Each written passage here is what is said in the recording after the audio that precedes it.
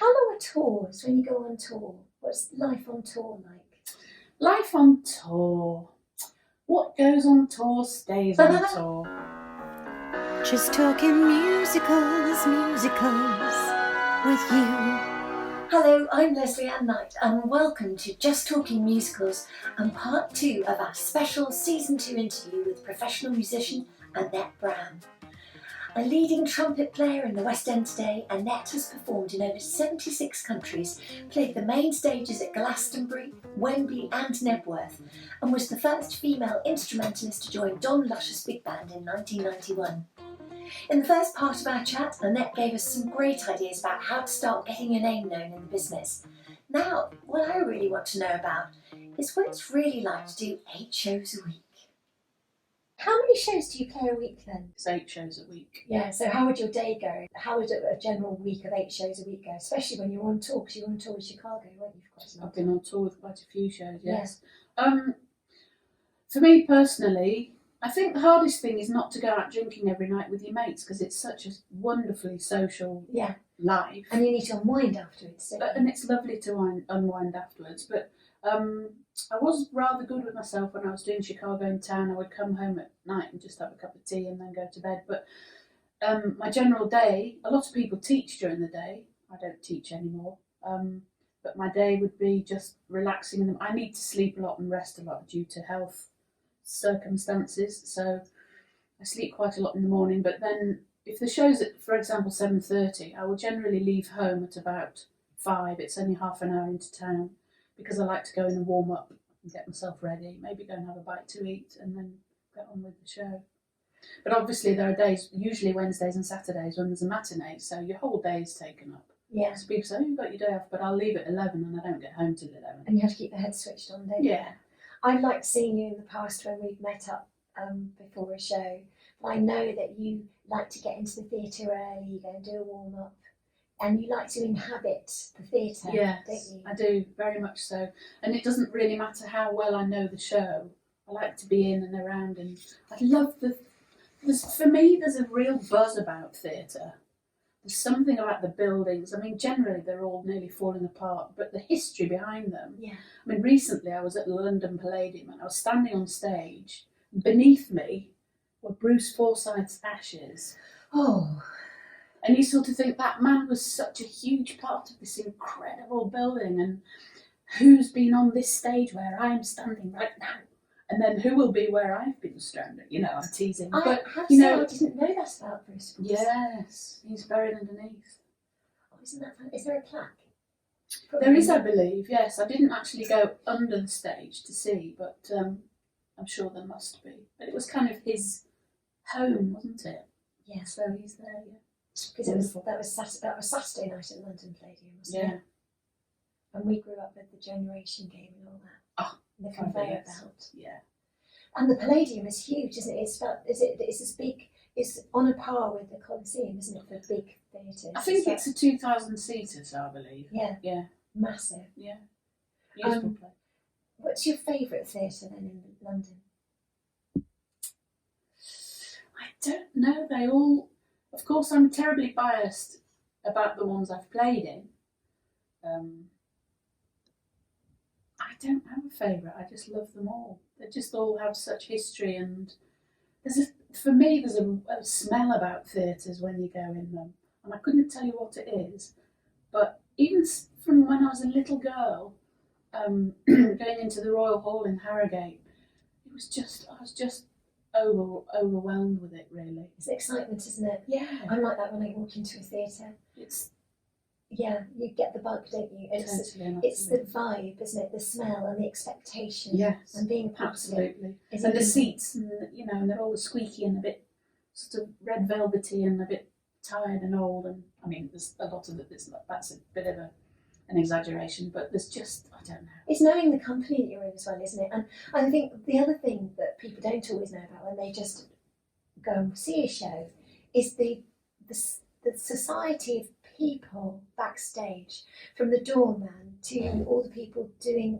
all the behind the scenes production. Absolutely. So you've got the sound and lighting, the people who you never see. Absolutely. And without that team, the show won't go on. No.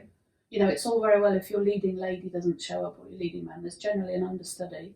But if a couple of your lighting men go off sick, or a couple of the musicians, I mean, we do get people in to cover us if we have days off.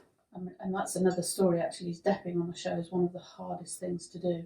But yes, there's a whole team of backstage. And if you're one man down, it's all, Yeah. It's a real close-knit community. I love the fact that the people who work on the stage doors seem to live there. They seem to be there, have been there for years and years and years. Absolutely. And they know everyone. Becky, who was the stage door lady at the Phoenix, I think she's just done a little video clip, and I don't know if it was her 20th year or something. And she emailed everybody that she knows. I mean, there were some real lovely big names there, and said, please will you send me a little video clip. I'm making her own little thing of her celebration of being there so long. And I thought it was absolutely lovely. And people responded, Yeah. Those big names. I know Becky, yes, of course I will. And those people are the first face that you see when you walk into a theatre, so you don't want Mr. Grumpy. No. Um, And they're key. They keep people out and they keep you safe in, don't they? And they know yeah. exactly what's going on. Totally. Yeah. Wonderful. Yeah. So that's what it's like backstage. That's what you're like backstage. You're always to be found practicing. What was I going to ask you? How long are tours when you go on tour? What's life on tour like? Life on tour. What goes on tour stays on tour. I love touring. It's very, very hard work because, for example, with Chicago, one of the particular tours I did, we were only a week in each city, and you have to find your own accommodation. Do they give you a list like they do with all the... They do. There are several things that you can access. Theatre Digs Booker, for example, some people use Airbnb, blah, blah, blah. Sometimes it's word of mouth. I've had some pretty horrendous digs in my time, and you just make a complaint to whoever you've booked it through. And I've had some absolutely phenomenal digs that, generally people's homes where they have a spare room, welcome you with open arms. And it's lovely. I've made some really dear friends through staying in my digs. But it is hard work because generally on a Monday you have to be there early to do a sound check, a show that night, then you do the 8 shows, then on a Sunday you pack up in the morning and travel off to the next city, book into your digs, sound check Monday morning.